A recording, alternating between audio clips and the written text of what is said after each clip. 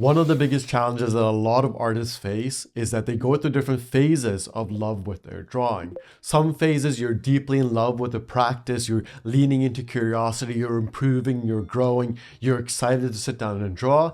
And then other times it feels almost like a chore, you're not improving, you're judging yourself. You start to watch more and more tutorials, hoping to find like a magical trick that will make everything easier. And that's a very common experience. You go through those phases. For some people, they fall out of love with drawing for a very long period of time. And then later on, they remember that good feeling that they had drawing earlier and they want to return to it. And I have a lot of students who will email me from this place. They'll be in this place where they've lost the passion for it and they're trying to find their way back again. And I do think that there's one trick that you can use that will help with this. Obviously, it won't solve all of your problems, but it's one trick that I lean on. But let's first address the fact that this is a normal experience. If you are a creative person, you're probably more sensitive. If you are someone who wants to express yourself creatively, if you are someone who wants to draw things that they care about, you probably have a sensitivity to you that will make it even harder when you fall out of love with your drawing practice because you judge yourself for it. First, sit down and address the fact that that is a normal feeling. I have tons of students who go through this. There are tons of people who take a break from drawing for 15, 20 years and then they return back to it because they remember the love they had for it. That is a normal human experience. It's a normal experience that a lot of artists have, and it doesn't make you any less of an artist just because you fell into this feeling.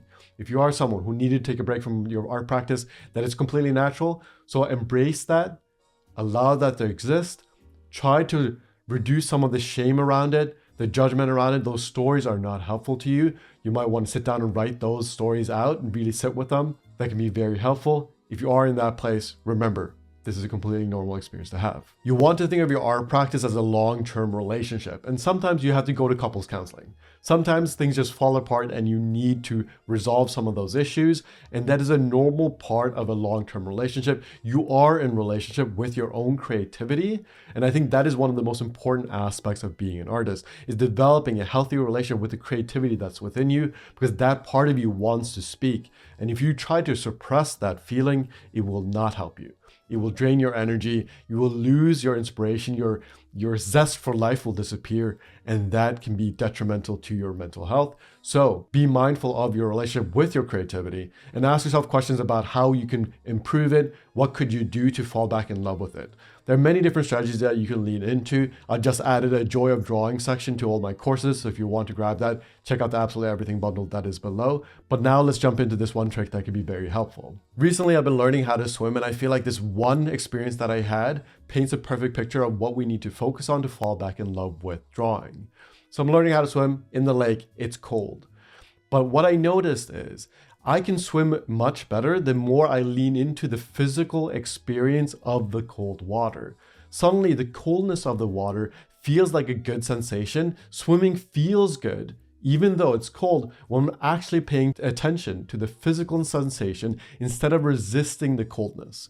The more I lean into this experience that I could frame as a negative experience, the more I pay attention to it, the more enjoyable it became. Suddenly, I'm out in the water for longer periods of time because I'm not resisting the experience. I'm not exhausting all this mental energy by focusing on how negatively I felt. The trick that you can use to fall back in love with drawing is paying very close attention to the physical sensation of drawing. Now, this is a little bit easier if you work traditionally, if you're working with a pencil on paper.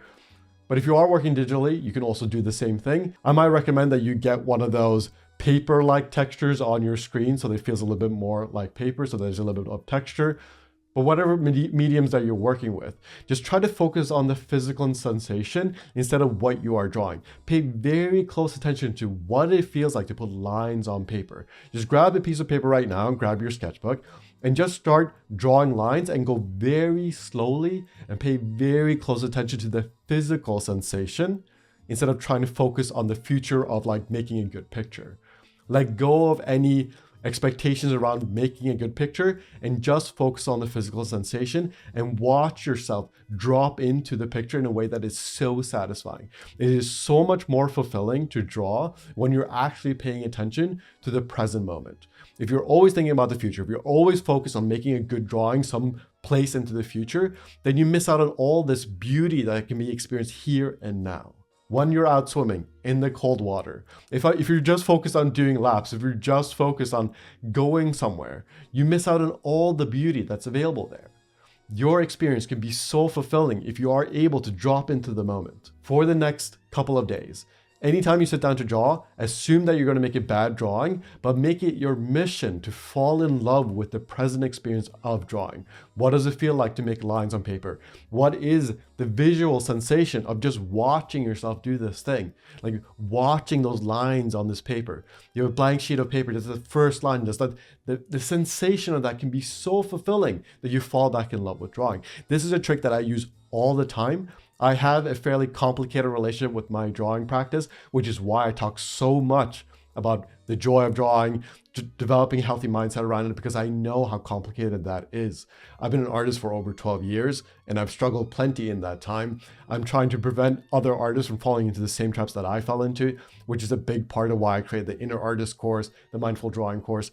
All of these things are meant to fight against those habits that a lot of us have, because I do think that enjoying the art practice is ultimately all that matters. So if you do have the Absolutely Everything bundle, go check out the Joy of Drawing section of the course. And if you are interested in joining me, check out the Absolutely Everything bundle that is linked below. The Inner Artist course is especially useful if you are someone who wants to start doing creative projects, if you want to figure out your creative voice, you want to overcome perfectionism by grappling with your expectations.